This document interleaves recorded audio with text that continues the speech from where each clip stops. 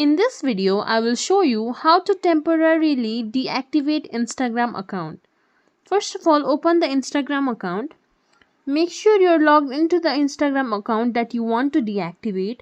Once you do it, in the bottom right corner, you will see a profile icon. Click on it. In the top right hand corner, you will see these three lines. Click on it. Now the first menu will be Account Center. Simply click on it. Then at the end you can find Manage Accounts. Go to Manage Accounts.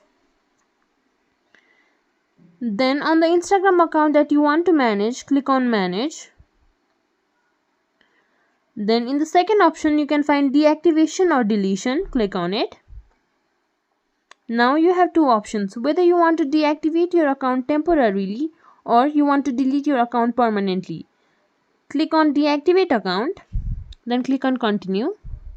Now it will show that you will lose access to following things. Then click on Continue.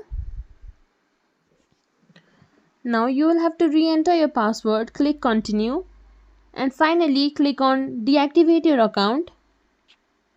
And that's it. That's how you will be able to deactivate your Instagram account temporarily.